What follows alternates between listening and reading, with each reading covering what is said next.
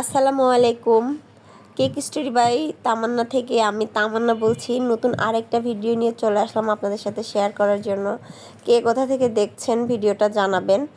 আর আমরা মিরপুর কাজীপাড়া থেকে homemade cake নিয়ে কাজ করছি, একদম ফুল ফ্রেশ আর টাটকা।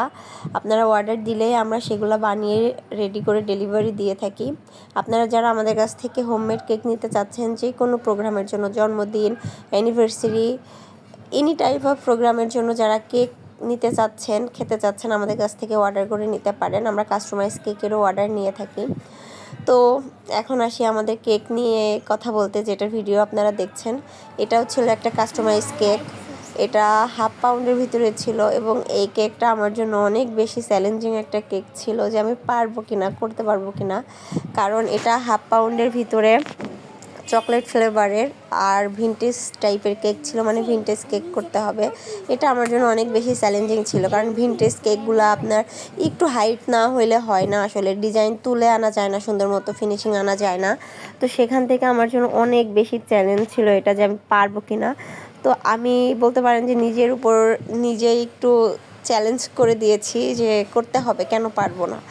তো সেই হিসাব করে আমি ট্রাই করছি, আর আলহামদুলিল্লাহ আমি যতটুকু পারছি তাতেই আমি আলহামদুলিল্লাহ বলবো। এবং খুব বেশি যে খারাপ হয়েছে তা না, আপনারা কেকের ফুল ভিডিওটা দেখলেই বুঝতে পারবেন। কাস্টমার খুবই ভালো রিভিউ দিয়েছিল, আলহামদুলিল্লাহ তাদের ভালো লেগেছিল।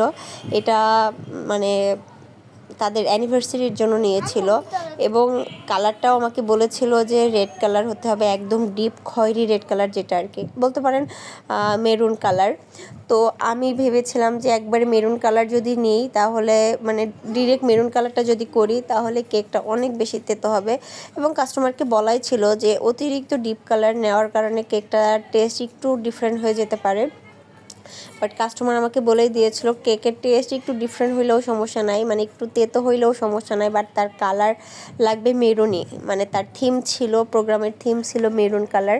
তো সেই জন্য আর কি সে মেরুন কালারই আমাকে করতে বলছে।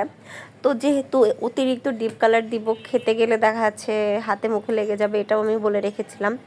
তো তারপরেও আমি আমার জায়গা থেকে অনেকটা সেফলি করারই ট্রাই করছি। দেখতেই পাচ্ছেন, প্রথমে হালকা কালার রেড, মানে হালকা রেড কালার দিয়ে আমি কেকটা কভার করে নিয়েছি। তার উপরে একদমই পাতলা করে ডিপ যে কালারটা, সেটা দিয়ে আমি ফিনিশিং এনেছি, যেন খুব বেশি ডিপ কালার খেতে না হয়, হাতে মুখে না লাগে। আর যদিও খাই, উপর থেকে মেরুন কালারটা সরিয়ে ফেলার পরের হালকা কালারটা খাইলেও কোনো সমস্যা হবে না। তো আমি এখানে ট্রান্সের রেড কালারটা ইউজ করেছিলাম, আর সাথে কয়েক ফোঁটা ব্ল্যাক কালার দিয়েছিলাম। এটা যতক্ষণ না কালারটা এসছে এরকম ডিপ কালার, ততক্ষণ পর্যন্ত আমি কালার মিশাইছি।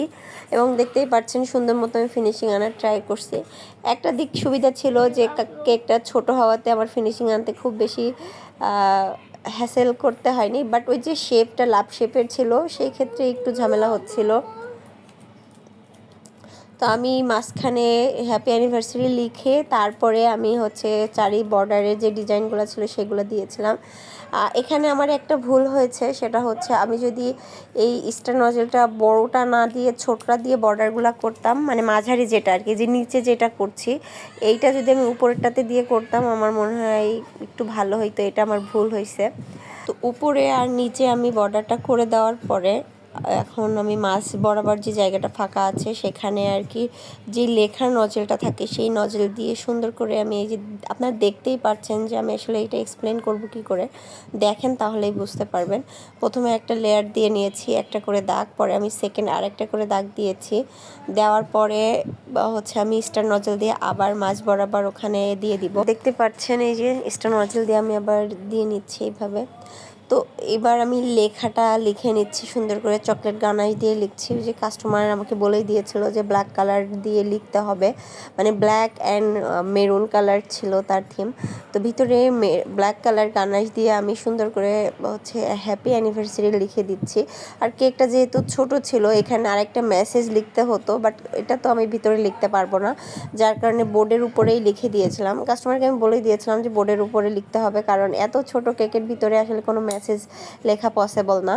তো দেখতে পাচ্ছেন এখানে লেখা হচ্ছে celebrating 4 years of love and fights.